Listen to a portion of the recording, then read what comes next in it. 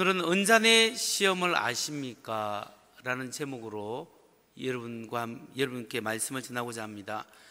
오늘 우리가 살펴볼 본문에는 요셉이 형들이 얼마나 변했는지 마지막으로 시험하는 장면이 나오고 있습니다.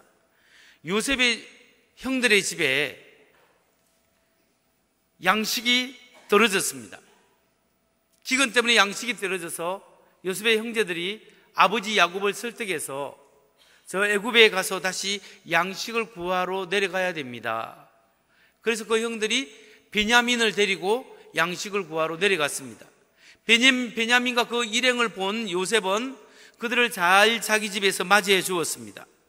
그리고 난 다음에 대접을 잘 한 다음에 양식을 실어서 보낼 때 베냐민 막내의 그 쌀자루에 은잔을 집어넣었죠. 그리고 난 다음에 보내고 난 다음에 종을 시켜서 그 사람들을 붙잡아 놓고 너희들이 우리 총리가 이렇게 잘해주는데 왜 배신을 했느냐, 너희가 내 주인의 은잔을 훔쳐갔다, 이렇게 이야기합니다. 그래서 그 자루를 찾아보니까 베냐민의 자루에 은잔이 나왔습니다. 그래서 그 요셉이 그 베냐민을 나의 노예로 삼겠다, 이렇게 이야기하는 거죠. 그러니까 유다가 나서서 제 말 좀 들어주십시오. 이 아이는 저희 아버님과의 생명이 연결되어 있습니다. 이 아이가 만일에 아버지께 돌아가지 않으면 우리 아버지가 돌아가실 수 있습니다. 그러니까 제발 부탁드리니 나를 노예로 삼으시고 내 동생을 놓아주십시오, 이렇게 부탁하는 장면이 오늘 창세기 44장에 나오고 있습니다. 요셉은 자신의 신분을 숨긴 채 의도적으로 형들을 시험합니다. 은잔을 자기 동생 베냐민의 자루 속에 넣어놓고 가라고 했다가 그것을 잡습니다. 붙잡아서 그 은잔이 훔쳐간 사람이 베냐민이라고 누명을 씌우고 그걸 자기의 종으로 삼겠다고 합니다. 요셉이 왜 이 은잔의 시험을 형제들에게 했겠습니까? 그 이유가 무엇일까요? 22년 전에 요셉이 팔렸던 그 상황을 재현시키는 겁니다.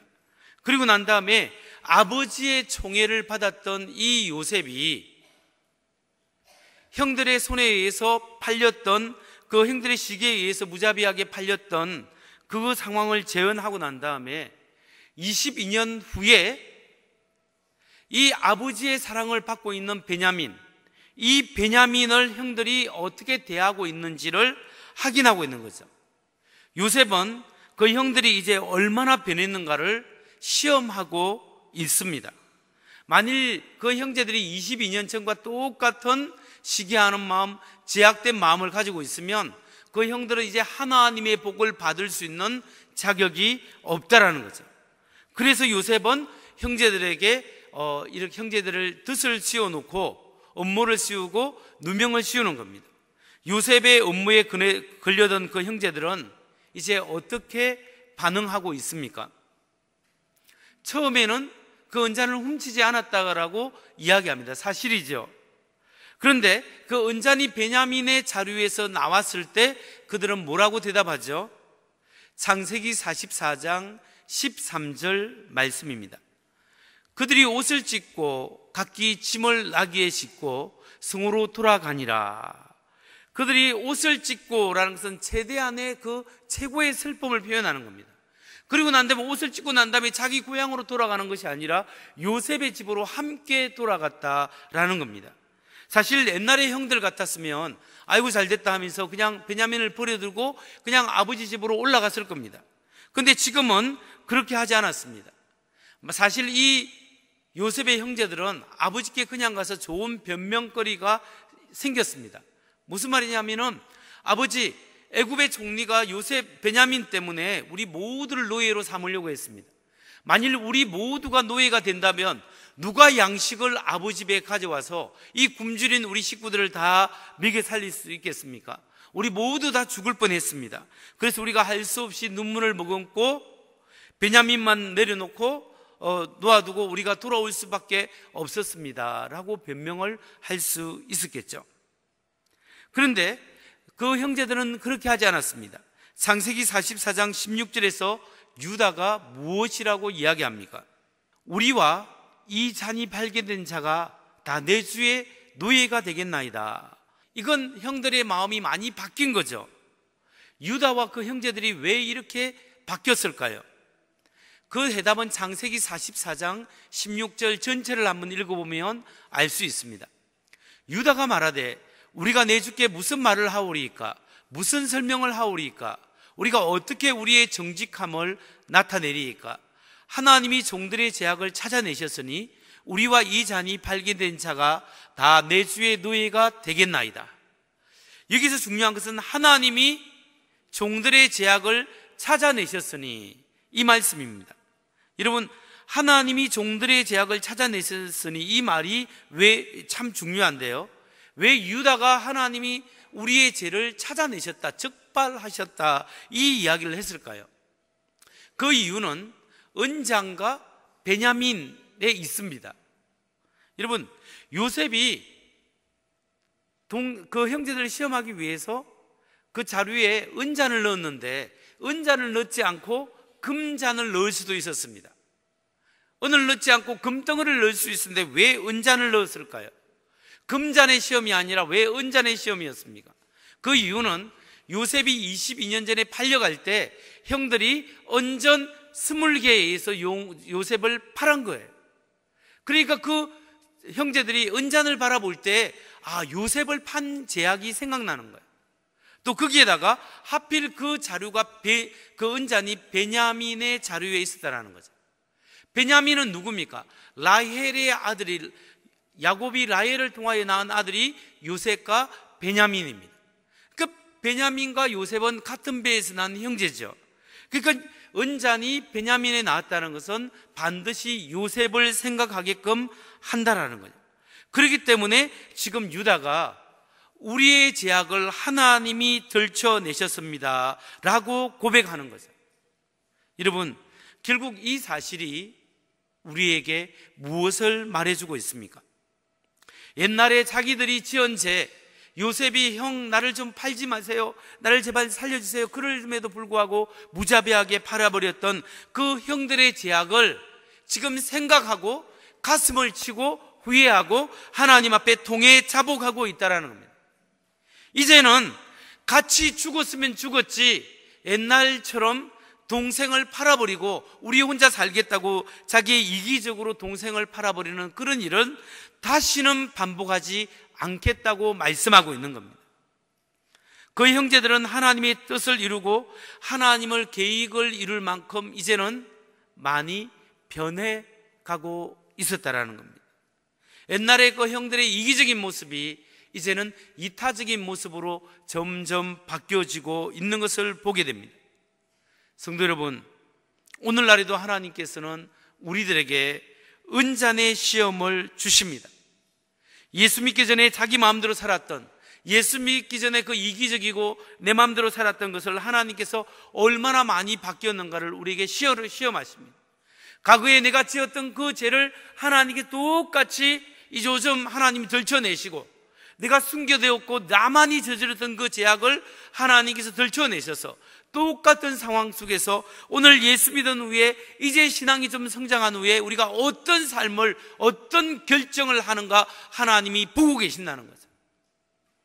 여러분, 예수님을 구주로 믿기 전에 내가 내 인생의 주인이 되어 살았습니다. 이제 예수 믿고 난 다음에 우리의 마음이 바뀌어져야 합니다. 내가 주인된 삶이 하나님이 주인된 삶으로, 내 중심의 삶이 하나님 중심으로, 타인 중심으로 변화되어야 합니다.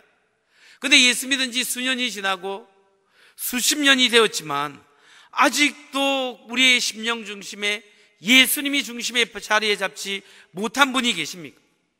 아직도 자기 마음대로 살고 아직도 내 마음대로 살아서 남은 그 마음속에 아픔이 있고 다른 사람을 그 앞에 상처 때문에 무시하고 다른 사람에게 상처 주는 그런 분들이 계십니까? 우리가 달라져야 합니다. 예수 믿고 변화되어야 합니다. 오늘 하나님께서 우리에게 도전합니다. 예수 믿고 우리의 삶을 변화되는 것을 체크하십니다. 그렇기 때문에 우리는 하나님 앞에 기도해야 합니다. 하나님, 내가 주인되는 삶을 주님 앞에 내려놓습니다. 내 마음대로 살아가는 이 마음을 주님 앞에 내려놓습니다. 주님, 나를 불쌍히 여겨 주옵소서.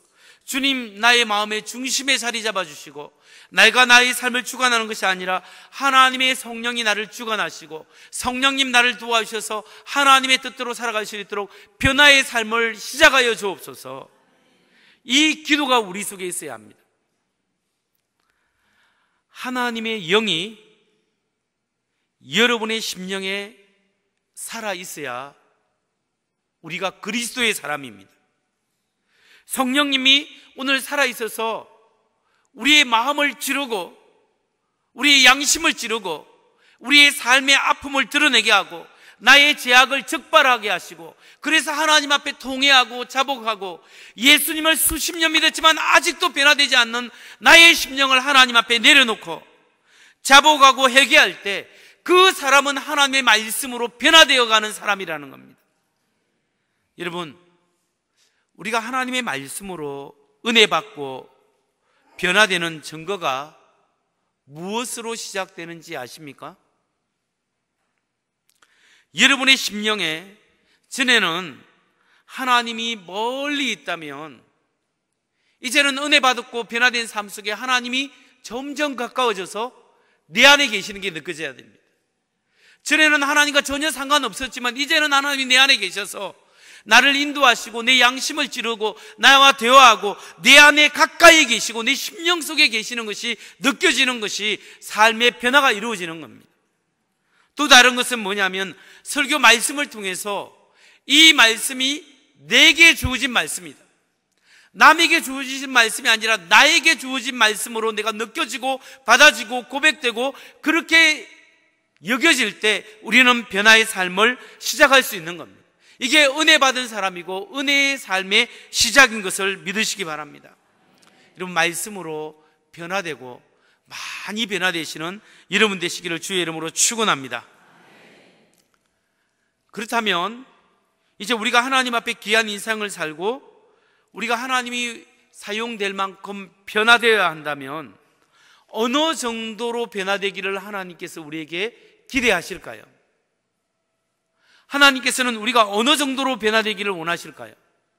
두 번째이자 마지막으로 하나님께서 우리에게 기대하는 변화의 수준은 이기적인 삶이 이타적으로 변화되는 것을 기대하신다는 겁니다.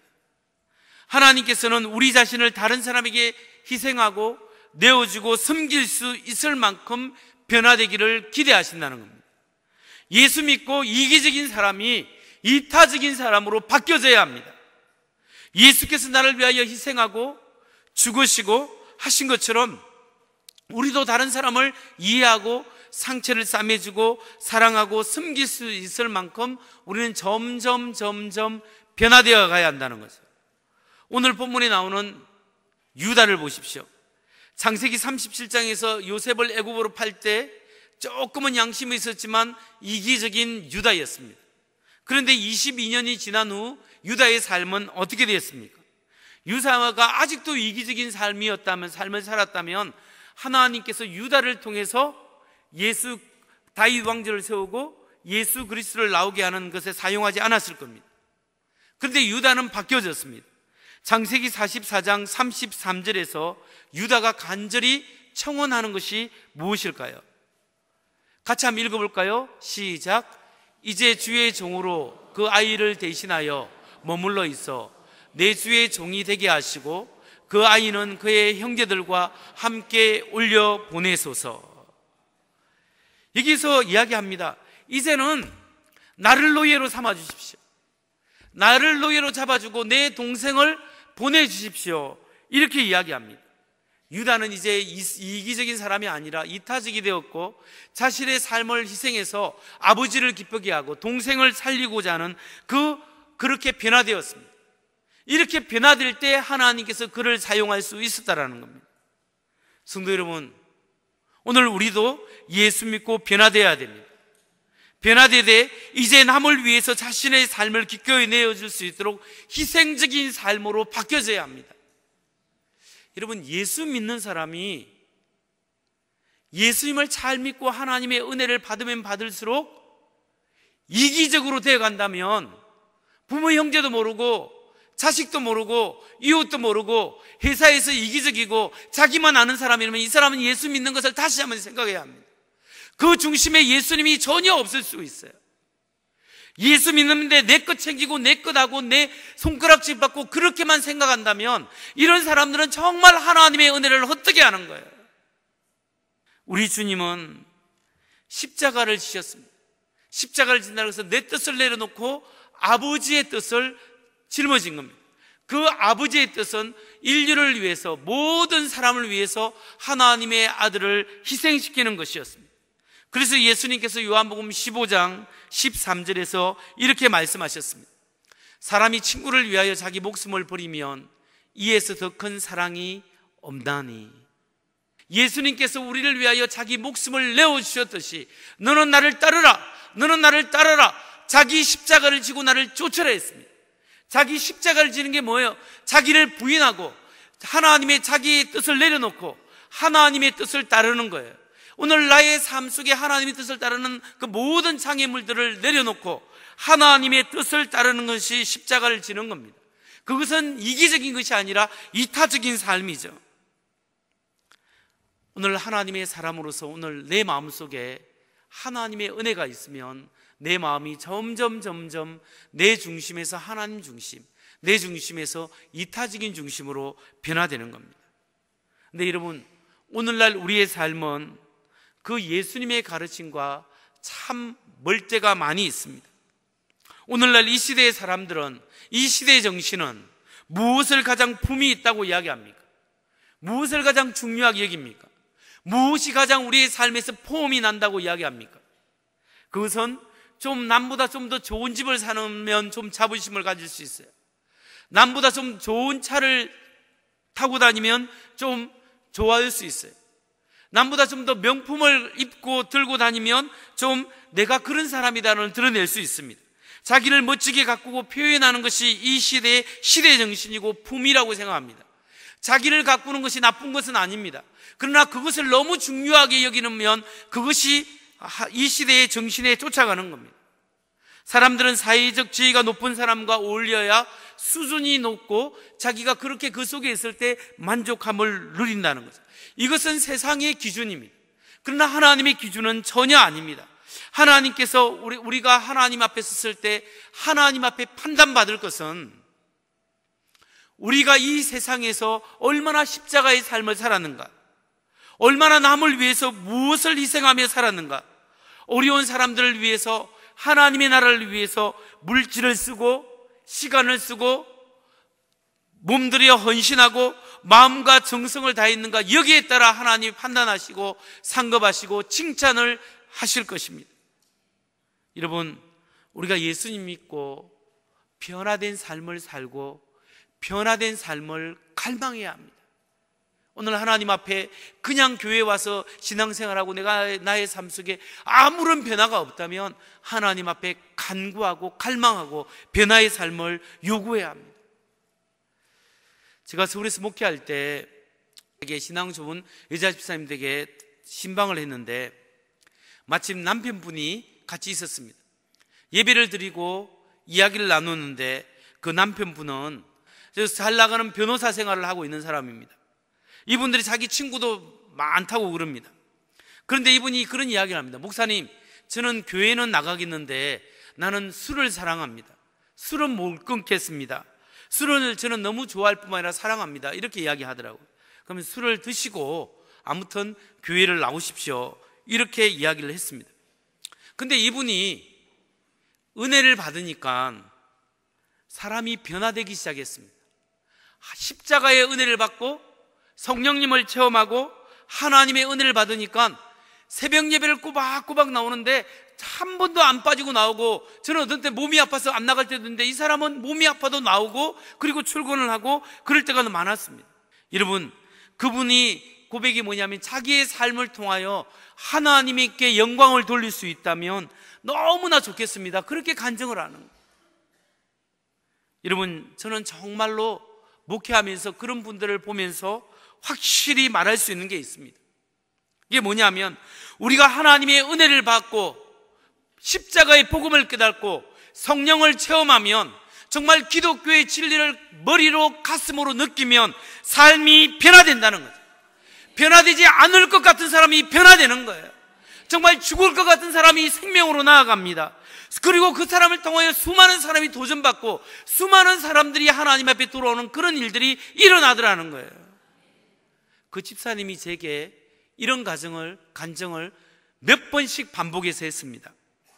전에는 술 친구들과 함께 어울리면서 그 친구들과 함께 다니는 것이 즐거웠고, 좋은 인간관계를 맺고 아는 사람들의 인맥을 넓혀가는 것이 기쁨이었고, 사회적 위치가 있는 사람하고 친구 맺고 그 사장님과 그 변호사와 판검사들과 함께 다니는 것이 자기의 기쁨이고 자부심이었다고 그럽니다.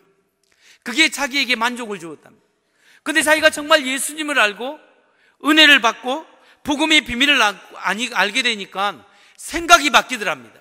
가치관이 바뀌더랍니다. 그러면 행동이 바뀌더랍니다. 그래서 자기 중심에서 하나님 중심으로 변하더랍니다. 그러면서 옛날에 좋던 그것이 It's nothing, 아무것도 아니더라는 거예요. 자기에게 정말로 그것은 무의미하는 거죠.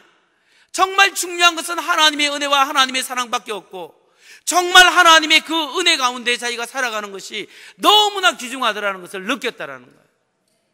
자기가 정말 힘들고 어려울 때 그 수많은 친구들도 아무도 도와줄 사람이 없는 거예요. 그러나 오직 하나님의 은혜만이 자기의 삶 속에 자기를 이끌어가는 것을 자기가 경험하고, 그 하나님의 사랑으로 살고, 자기의 평생 소원은 자기의 이 삶을 통하여 정말 예수님이 이런 분이다, 이것을 좀 드러내는 삶을 살고 싶습니다. 수없이 제게 간증하고 기도해 달라고 요청했습니다. 여러분, 어떻게 멀쩡한 사람이 세상 사람이 보니까 너 미쳤다고 그랬대요. 어떻게 그렇게 바뀔 수 있습니까?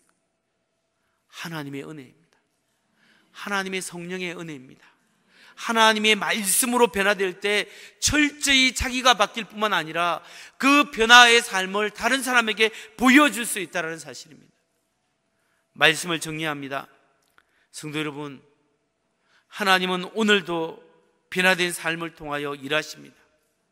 내 중심에서 하나님 중심으로, 내 중심에서 타인 중심으로 섬김의 삶을 가능하도록 우리를 변화시켜 갑니다. 근데 이 변화는 나의 힘으로 안 됩니다. 내가 사랑해야지, 내가 희생해야지, 내가 도와줘야지, 그러면 내 힘으로는 도저히 안 되는 거예요. 이 변화는 하나님의 은혜로 될 수 있습니다. 유다가 하나님이 종들의 죄악을 적발하셨나니, 종들의 죄악을 찾아내셨으니 라고 말씀을 통하여 그가 자기의 심령에 적용시켰듯이, 오늘 부딪히는 하나님의 말씀이 여러분의 심령에 부딪혀서 하나님 나의 죄악을 보게 하시고, 하나님 내 죄악을 주님 앞에 회개합니다. 성령님 내 중심에 살아가는 삶을 회개합니다. 성령님 드러내시고, 하나님 예수의 피로 용서하시고, 하나님 나로 하여금 변화의 삶을 살 수 있도록 주님 내 안에 역사하여 주옵소서. 살아계신 성령님 내 안에서 역사하여 주옵소서. 부활하신 영이여 성령 하나님, 나를 변화시켜 주옵소서. 나의 삶을 인도하여 주옵소서. 이런 하나님께 기도와 이런 갈망이 우리 속에 있을 때 하나님께서 반드시 우리의 삶을 인도하시고 변화시켜 주실 것입니다. 내 안에 계신 주님께서 나의 모든 것을 통치한다는 것을 믿으십시오. 그리고 성령님께 갈망하시고 기도하십시오. 성령님, 이 부족한 인생을 불쌍히 여기시고 사로잡아 주시고 변화시켜 주옵소서. 말씀으로 변화시켜 주옵소서. 내 영이 새롭게 하여 주옵소서. 성령님, 날 붙드시고 성령님, 나를 채우시고 성령님 내 안에서 새롭게 하여 주옵소서. 기도할 때 우리의 영이 달라지고 우리의 삶이 달라지는 놀라운 은혜를 경험하는 우리 모두가 되기를 주의 이름으로 축원합니다.